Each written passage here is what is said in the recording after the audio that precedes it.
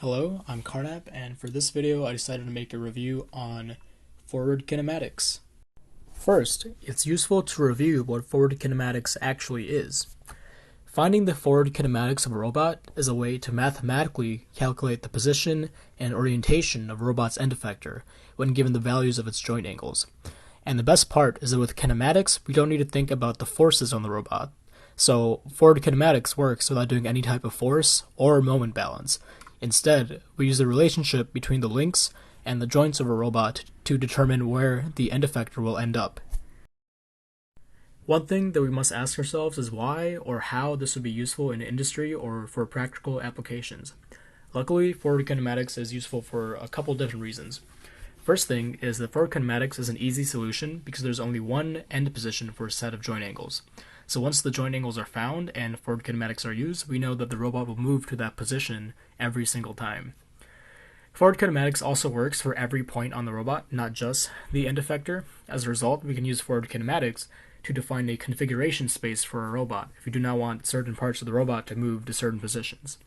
It's also really useful to know the forward kinematics of a robot when solving for the inverse kinematics, which tell us the joint angles needed to move to a certain end configuration. Since inverse kinematics for a robot are generally harder to calculate, we can use the position calculated by forward kinematics to ensure that our inverse kinematics formulation is correct. Now for some theory.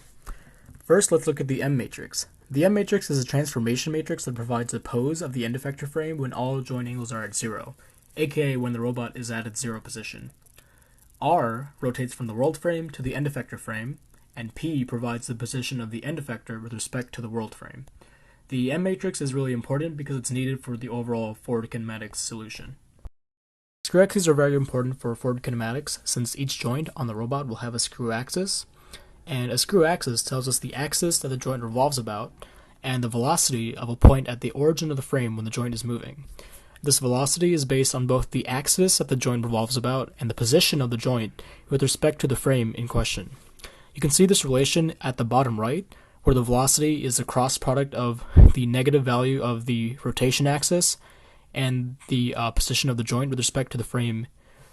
You can also see that the screw axis formulation consists of a 6x1 matrix with the rotation axis on top and the velocity on bottom. It's also really important to note that prismatic joints only have a velocity component because they don't revolve but only translate. Next, let's look at the screw matrix representation. This is important to understand because it's used directly in the forward kinematics formulation. The matrix representation of the screw axis is shown on the right. It consists of the velocity component that was discussed previously, and also the skew symmetric representation of the rotation axis. And the formulation for the skew symmetric representation is shown in the bottom right image. And the screw matrix ends up being a 4x4 matrix.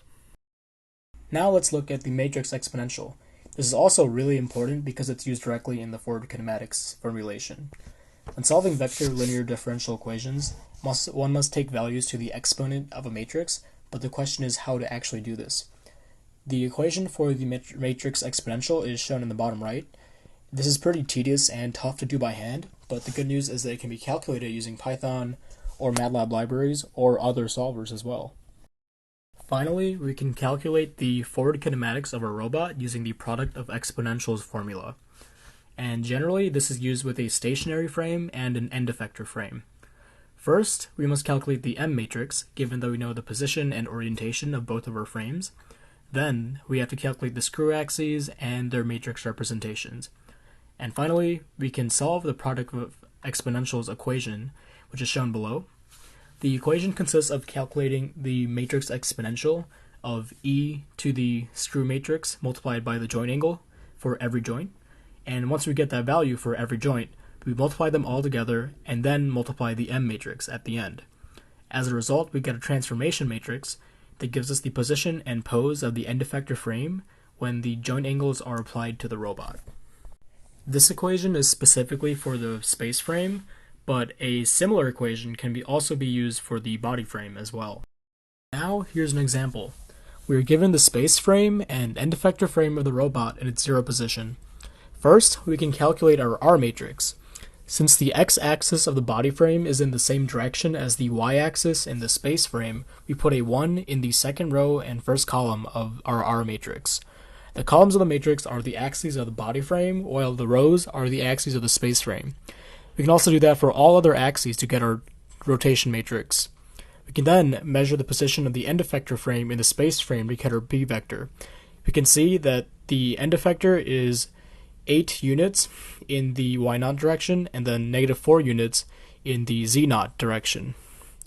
From there, we can put everything together and get our M matrix.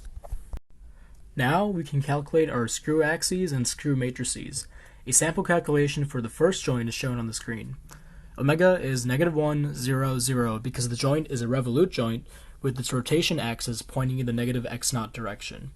Q is the distance between the 0 frame and the first joint, which is 4 in the y0 direction and -2 in the z0 direction. Now the cross product of negative omega and q are taken to get the velocity vector, and then the omega and velocity vectors are turned to the screw axis by placing the omega vector on top of the velocity vector.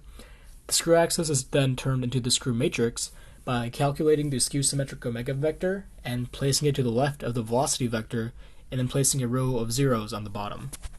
Finally, here's an example of using the product of exponentials formula to calculate the forward kinematics of the robot. In this example, the joint angles for every joint are given to us. They are -0.96, -0.33, -0.67, and -0.04. And now that we've calculated our M matrix and screw matrices, we can use the product of exponentials formula by calculating the matrix exponential for each joint. And this would be e to the S matrix times theta corresponding to each joint angle. We multiply all these together and then by M, and our end result is a transformation matrix that tells us the orientation and position of the end effector with respect to the space frame when these joint angles are applied to the robot. From our matrix, we can see that the end effector will be 0.33 units in the x0 direction, 5.04 units in the y0 direction, and -0.42 units in the z0 direction when these joint angles are applied. The rotation of the end effector in this frame is given by the top leftmost 3x3 matrix that is within the transformation matrix. And now we know how to use the forward kinematics and can use it for our robots.